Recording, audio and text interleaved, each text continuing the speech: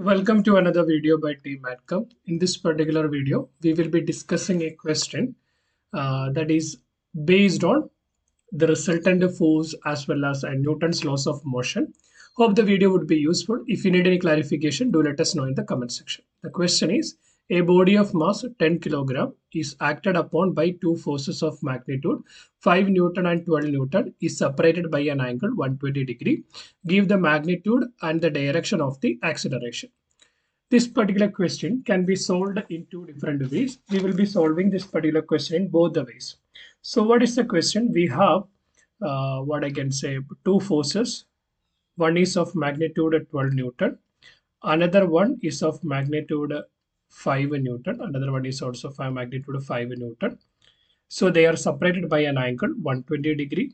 Separated by an angle 120 degree. We need to find out the magnitude and direction of the acceleration. So we need to find out what would be the resultant force. So if you have two vectors, let it be vector B and vector A. If it is separated by an angle theta, according to parallelogram law of vector addition, we have solved it. How we are getting all these things in a separate video. I will give you the link for that particular video in description box. So you can watch it up. Here I'm directly giving you the equation. The resultant vector for the vectors A and B separated by an angle theta is equal to R is equal to square root of A square plus B square plus 2AB cos theta. A square plus B square plus 2AB cos theta. What is the value of A? A is equal to 12 square plus 5 square plus 2 into 12 into 5 into cos 120. That is equal to square root of 12 square is 144 plus 25 plus 2 into 12 into 6. 12 into 5 is 60 into 2 is 120. 120 into cos 120 is minus 1 by 2. So that is 144 plus 125. So 25 is 169 minus 120 by half 1 by 2, that is equal to 60. So 169 minus 60, that is equal to root 109, that is equal to 10.44 Newton. So the value of the resultant force that will be equal to 10.44 Newton. We need to find out what would be its direction. For assume that if you're getting a resultant like this, and if alpha is the angle between the vector A with the resultant means, we can calculate that particular angle, that is tan alpha is equal to B sin theta divided by B sin theta divided by A plus B cos theta. A plus B cos theta. And that means the sine component of the vector B divided by vector A plus B into cosine component of vector B. Okay, fine. So here if you are substituting, what is the value of B? Value of B is 5. 5 into sine 120 divided by vector A is 12 plus 5 into cos 120. That is equal to 5 into sine 120 is root 3 divided by 2 divided by 12 plus 5 into cos 120 is minus 1 by 2. That is 5 root 3 divided by 2 minus 12 minus 5 by 2. 12 minus 5 by 2 is nothing but 24 minus 5 by 2. That is nothing but equal to 19 by 2. 2 and 2 will get cancelled. You will get 5 root 3 by 19. 5 root 3 by nothing but equal to 5 root 3 by 19. That is nothing but equal to 0.4558. Therefore, alpha will be equal to tan inverse of 0.4558. That will be equal to 24.49 degree. Nothing but equal to 24.49 degree. So here we got the value, the direction of the force as well as the magnitude of the force. That means you can calculate the magnitude of acceleration. Acceleration is equal to force upon mass. What is the value of force? 10.44 Newton divided by mass is 10 kilogram. That is equal to 1.044 meter per second square. That will be acting at an angle of 24.49 degree with respect to vector A. Fine. So this particular question can be solved in another way also. There is a different way of approaching this particular question. Basically, this is more what I can say, more of using the resolution of vector and all those things, but little more lengthier steps are there. But if you are able to understand this particular method, that is really amazing.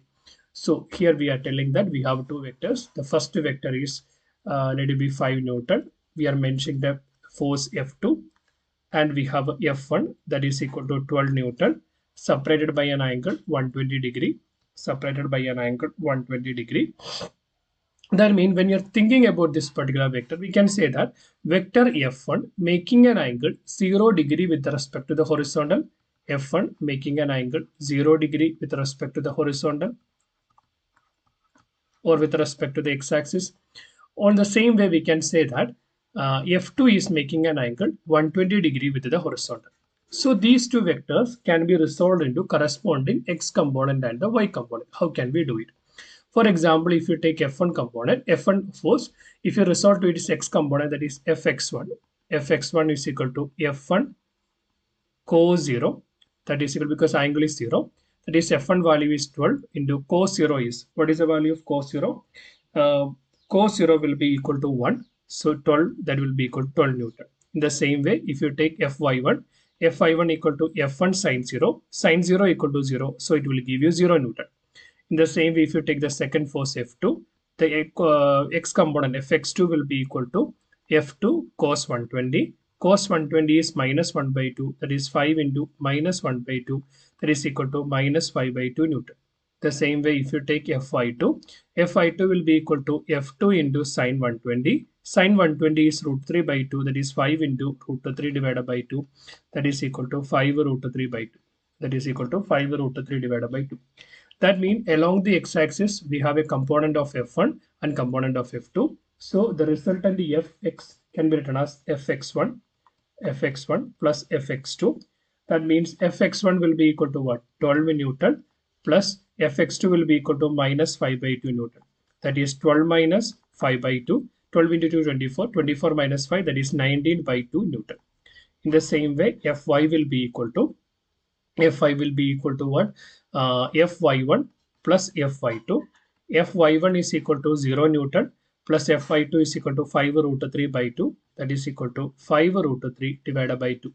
So we got x component is equal to 19 by 2, y component is equal to 5 root 3 by 2. So what is this? So we have two vectors. That is along the x-axis, the component is 19 by 2n, that is Fx. Fy will be equal to 5 root 3 divided by 2. So obviously angle between the Fx and Fy will be equal to 90 degree. So how can you find out the resultant vector? The resultant vector or resultant force Rf will be equal to what? The square root of Fx square plus Fy square. Why there is no, what I can say, cos component? Because cos 90 will be equal to cos 90 equal to 0. That is why there is no factor like that. So that is equal to square root of Fx square. Fx square will be equal to what? 19 by 2 the whole square plus Fy2 will be equal to 5 root 3 by 2 the whole square.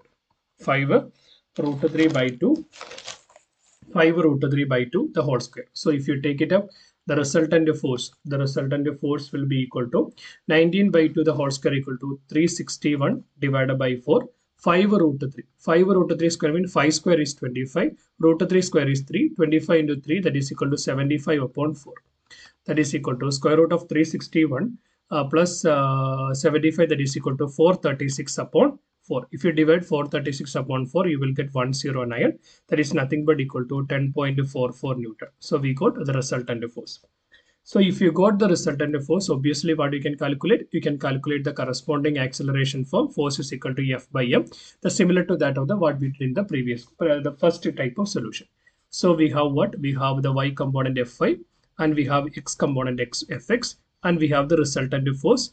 So if alpha is angle between them means if you consider it as a right angle triangle, this will become Fy component, this will become Fx component. That means what we can write tan alpha will be equal to what? Opposite side by adjacent side, Fy upon Fx. What is the value of Fy? Fy is nothing but 5 root 3 by 2. What is the value of Fx? Fx is equal to 19 by 2. 2 and 2 will get cancelled. You will get 5 root 3 divided by 19. 5 root 3 divided by 19 is nothing but 0.4545. Therefore, alpha is equal to tan inverse of 0.4555. That will be equal to what? 24. That is nothing but equal to 24.5 degree. 24.5 degree.